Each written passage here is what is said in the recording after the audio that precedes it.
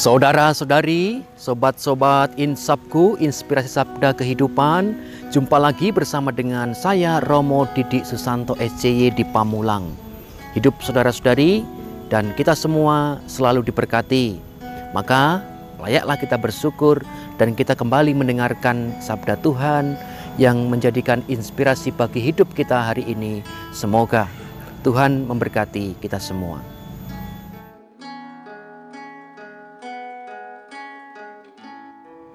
Saudara-saudariku yang dikasihi Tuhan, hari ini Senin 11 Oktober 2021, Pekan Biasa ke-28. Kita akan mendengarkan Injil Suci menurut Lukas bab 11 ayat 29 sampai dengan 32. Sekali peristiwa Yesus berbicara kepada orang banyak yang mengerumuni dia. Angkatan ini adalah angkatan yang jahat. Mereka menuntut suatu tanda, tapi mereka tidak akan diberi tanda selain tanda Nabi Yunus. Sebab sebagaimana Yunus menjadi tanda bagi orang-orang Niniwe, demikian pula lah Anak Manusia akan menjadi tanda bagi angkatan ini. Pada waktu penghakiman, Ratu dari Selatan itu akan bangkit bersama orang dari angkatan ini, dan ia akan menghukum mereka.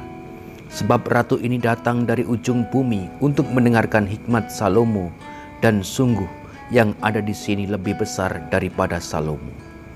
Pada waktu penghakiman, orang-orang Niniwe akan bangkit bersama angkatan ini, dan mereka akan menghukumnya. Sebab orang-orang Niniwe itu bertobat waktu mereka mendengarkan pemberitaan Yunus, dan sungguh yang ada di sini lebih besar daripada Yunus. Demikianlah sabda Tuhan. Terpujilah Kristus.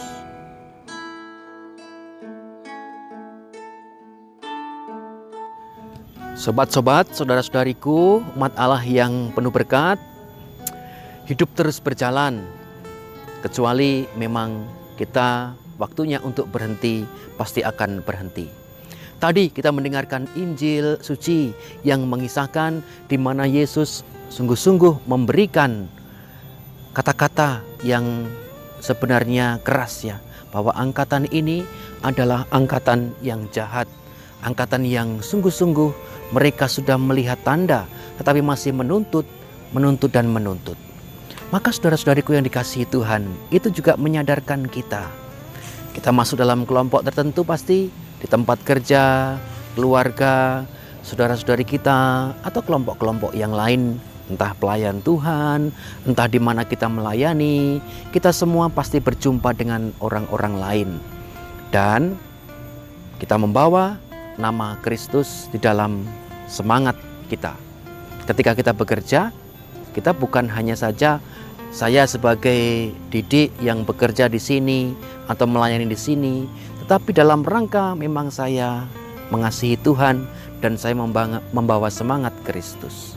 Bagaimana caranya? Pertama, kalau saya bersama dengan saudara-saudari saya, siapapun dia, dalam rangka dia melayani, saya pun juga melayani.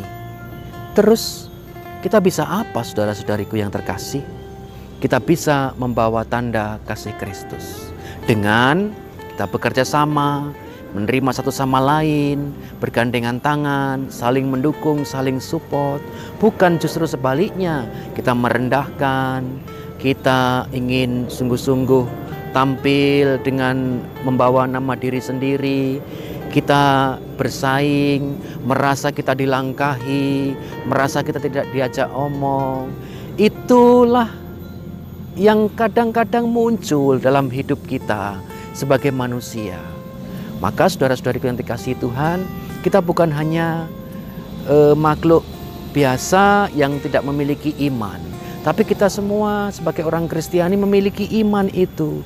Maka ketika kita berada dalam kelompok tertentu, dalam hal melayani, bekerja, kita pertama-tama berjuang untuk tidak menjadi batu sandungan bagi yang lain. Batu sandungan apa?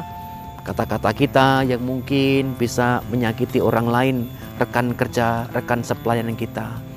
Cara kita berkomunikasi, koordinasi, bagaimana kerjasama, saling menghargai martabat satu sama lain. Itu bukan hanya teori, mari kita terapkan dalam hidup kita.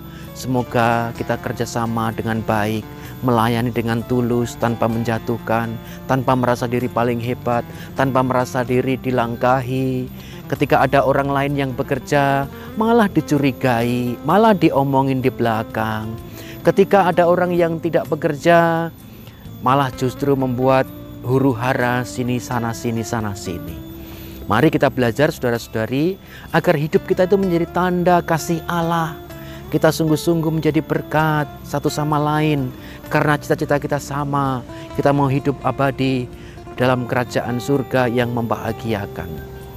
Kita bina, kita bangun semangat hidup kita untuk menjadi tanda cinta kasih, bukan menjadi tanda atau batu sandungan bagi yang lain, atau bahkan kita dikata-katai oleh Yesus nantinya bahwa ini orang yang termasuk dalam angkatan yang jahat.